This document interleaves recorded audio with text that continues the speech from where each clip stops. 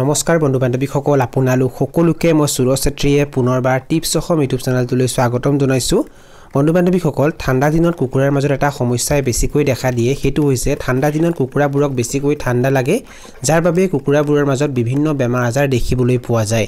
আৰু যদি আপোনালোকে ঠাণ্ডা দিনত কুকুৰা পালন কৰি কুকুৰাবোৰক সুস্থ ৰাখিব বিচাৰিছে কুকুৰাবোৰক ঠাণ্ডা নলগাকৈ ৰাখিব বিচাৰিছে সিহঁতৰ শৰীৰ গৰম কৰি ৰাখিব বিচাৰিছে তেনেহলে এই ভিডিওটো আপোনালোকৰ বাবে অতি গুৰুত্বপূৰ্ণ হ'বলৈ গৈ আছে এই ভিডিওটো আপোনালোকে প্ৰথমৰ পৰা শেষলৈ ভালকৈ চাব আৰু যদি আপোনালোকে এই চেনেলটোত প্ৰথমবাৰ আহিছে তেনেহলে চেনেলটো সাবস্ক্ৰাইব কৰি ওচৰতে থকা বেল ঘণ্টিটো প্ৰেছ কৰি দিব যদি আপোনালোকে ঠাণ্ডা দিনৰ কুকুৰাবোৰক ঠাণ্ডাৰ পৰা বচাই ৰাখিব বিচাৰিছে সিহঁতৰ শৰীৰ গৰম কৰি ৰাখিব বিচাৰিছে তেনেহলে এক নম্বৰতে মজিয়াত আপোনালোকে ধানৰ ভুচি অলপ ডাঠকৈ পাৰি দিব প্ৰায় 3 পৰা 4 ইঞ্চি মোটাকৈ আপোনালোকে ধানৰ ভুচি পাৰি দিব যদি আপোনালোকে এই কামটো কৰে তেতিয়া কুকুৰাবোৰৰ ঠাণ্ডা নালাগে যদি আপোনালোকে ঠাণ্ডা দিনত কুকুৰাবোৰক ঠাণ্ডাৰ পৰা বচাই ৰাখিব বিচাৰিছে সিহঁতৰ শৰীৰ গৰম কৰি ৰাখিব বিচাৰিছে তেনেহলে সিহঁতক আপোনালোকে যিটো গৰালত ৰাখে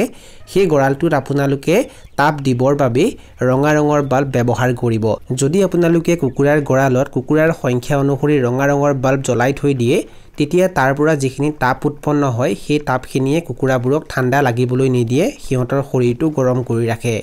যদি আপোনালোকে ঠাণ্ডা দিনত কুকুৰাবোৰক ঠাণ্ডাৰ পৰা বচাই ৰাখিব বিচাৰিছে সিহঁতৰ শৰীৰটো গৰম কৰি ৰাখিব বিচাৰিছে তেনেহলে তৃতীয়তে ঠাণ্ডা দিনত আপোনালোকে সপ্তাহত 2 দিন বা 3 দিন দিনত এবাৰ তুলসী পাতৰ ৰস পানীত মিহলি কৰি কুকুৰাবোৰক খাবলৈ দিব যদি আপোনালোকে তুলসী পাতৰ ৰস কুকুৰাবোৰক মাজে মাজে খাবলৈ দি থাকে তেতিয়া সিহঁতৰ মাজত ঠাণ্ডা লগাৰ সমস্যাই দেখা নিদিয়ে যদি আপোনালোকে ঠাণ্ডা দিনত কুকুৰাবোৰক ঠাণ্ডাৰ পৰা বচাই ৰাখিব বিচাৰিছে সিহঁতৰ শৰীৰটো গৰম কৰি ৰাখিব বিচাৰিছে তেনেহলে 4 নম্বৰতে কুকুৰাৰ গৰালটো আপোনালোকে সদায় ৰ'দ পৰা ঠাইত নিৰ্মাণ কৰিব আৰু পূবা পশ্চিমাকৈ নিৰ্মাণ কৰিব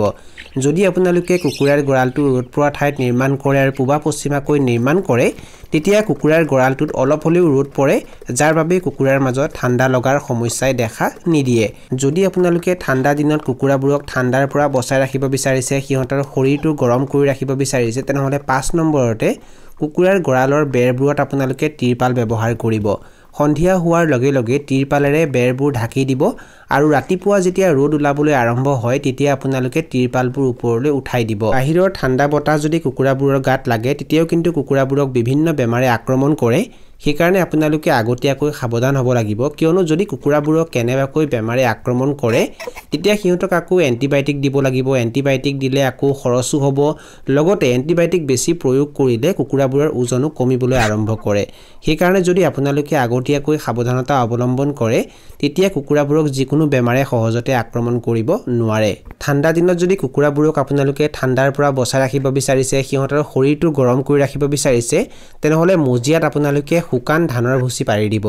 যদি জেকি থকা ধানৰ ভুচি আপোনালোকে পাৰি দিয়ে বা ধানৰ ভুচিখিনি যদি পুৰণি হৈ যায় জেকি যায় তেতিয়াও কিন্তু কুকুৰাবোৰক ঠাণ্ডা লাগে আৰু তাৰ ফলত সিহঁতৰ মাজত বিভিন্ন বেমাৰ আজাৰ দেখিবলৈ পোৱা যায় সেই কাৰণে আপোনালোকে যি মজিয়াত ধানৰ ভুচি পাৰি দিব সেইখিনি আপোনালোকে শুকান ৰাখিবলৈ চেষ্টা কৰিব আৰু যদি সেইখিনি লেতেৰা হৈ যায় তেনেহলে তৎক্ষণাত সলনি কৰি দিব তাৰ পৰা গেছ উলাবলৈ নিদিব আপোনালোকে এই কথাখিনি যদি মনত ৰাখে তেতিয়াও কিন্তু কুকুৰাবোৰক আপোনালোকে বহু বেমাৰ আজাৰৰ পৰা বচাই ৰাখিব পাৰিব যদি আপোনালোকে এদিনীয়া কুকুৰাৰ পোৱালিলৈ ফাৰ্ম কৰে বিশেষকৈ ঠাণ্ডা দিনত আপোনালোকে কুকুৰাৰ পোৱালিবোৰক ভালকৈ চোৱাচিতা কৰিব লাগিব সিহঁতক আপোনালোকে সঠিক তাপমাত্ৰাত ব্ৰুডিং কৰিব লাগিব আৰু সিহঁতক ব্ৰুডিং কৰোতে আপোনালোকে সিহঁতক তাপ দিবৰ বাবে ৰঙা ৰঙৰ বাল্ব ব্যৱহাৰ কৰিব নাইবা গেছ বুডাৰ ব্যৱহাৰ কৰিব বা ইলেক্ট্ৰিক বুডাৰ ব্যৱহাৰ কৰিব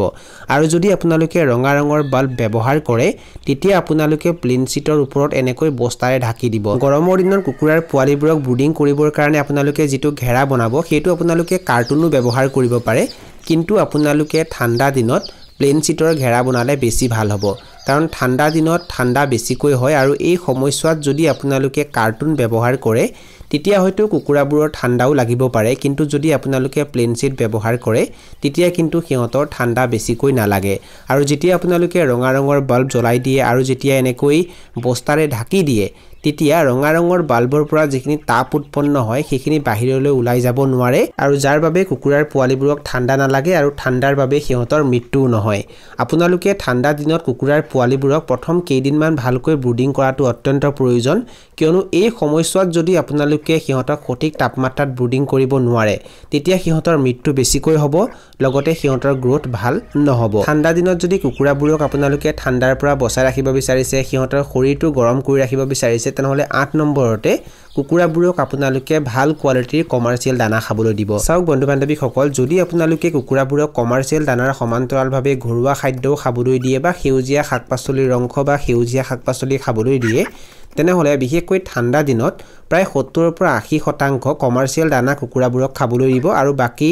30% বা 20% ঘৰুৱা খাদ্য খাবলৈ দিব আৰু ঠাণ্ডা দিনত কুকুৰাবোৰক আপোনালোকে ঘৰুৱা খাদ্য বা সেউজীয়া শাক-পাচলিৰ ৰংখ বা সেউজীয়া শাক-পাচলি ৰাতিপুৱা সময়ত বা ৰাতিৰ ভাগত খাবলৈ নিদিব আপোনালোকে সদায় দুপৰীয়া সময়তে সিহঁতক ঘৰুৱা খাদ্য বা সেউজীয়া শাক-পাচলিৰ ৰংখ বা সেউজীয়া শাক-পাচলি খাবলৈ দিব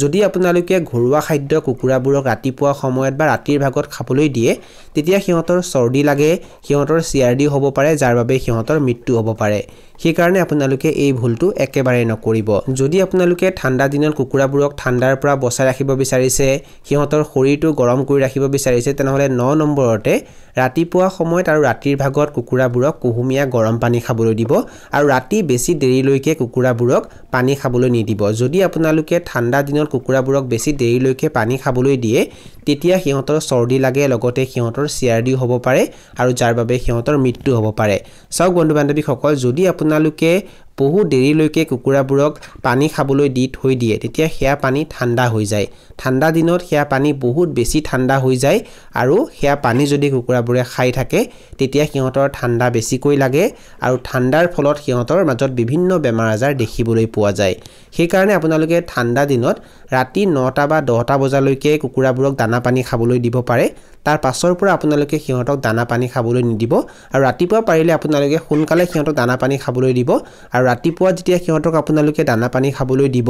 তেতিয়া ৰাতিপুৱাৰ প্ৰথম পানী আপোনালোকে সিহঁতক কুহুমীয়া গৰম পানীয়ে খাবলৈ দিব লাগিব ঠাণ্ডা দিনত যদি কুকুৰাবোৰক আপোনালোকে ঠাণ্ডাৰ পৰা বচাই ৰাখিব বিচাৰিছে তেনেহলে 10 নম্বৰতে ৰাতিপুৱা সোনকালে কুকুৰাবোৰক আপোনালোকে বাহিৰত এৰি নিদিব ৰাতিপুৱাৰ ভাগত ঠাণ্ডা বেছিকৈ হয় আৰু যদি কুকুৰাবোৰক আপোনালোকে ৰাতিপুৱা সোনকালে বাহিৰত এৰি দিয়ে তেতিয়া সিহঁতৰ ঠাণ্ডা বেছিকৈ লাগে আৰু ঠাণ্ডাৰ ফলত সিহঁতৰ মাজত বিভিন্ন বেমাৰ আজাৰ দেখিবলৈ পোৱা যায় সেই কাৰণে আপোনালোকে এই কথাখিনি ভালকৈ মানি চলিব বন্ধু বান্ধৱীসকল এই ভিডিঅ'টোত মই আপোনালোকক যি কেটা কথা জনাইছো এই গোটেই কেটা কথা যদি আপোনালোকে ভালকৈ মানি চলে তেনেহলে ঠাণ্ডা দিনত কুকুৰাবোৰক আপোনালোকে ঠাণ্ডাৰ পৰা বচাই ৰাখিব পাৰিব সিহঁতক মৃত্যুৰ পৰা বচাই ৰাখিব পাৰিব সিহঁতক সুস্থ কৰি ৰাখিব পাৰিব এইখিনি আছিল কিছু তথ্য মই আপোনালোকক জনালো আৰু যদি আপোনালোকে ভিডিঅ'টো চাই ভাল পালে আৰু ভিডিঅ'টোৰ জৰিয়তে কিবা এটা শিকিব পাৰিছো বুলি ভাবে তেনেহলে অনুগ্ৰহ কৰি ভিডিঅ'টো লাইক কৰি দিব আৰু যিমান পাৰে ভিডিঅ'টো নিজৰ বন্ধুবৰ্গৰ মাজত আৰু পৰিয়ালবৰ্গৰ মাজত শ্বেয়াৰ কৰি দিব এই ভিডিঅ'টো এইখিনিতে সামৰণি মাৰিছো ধন্যবাদ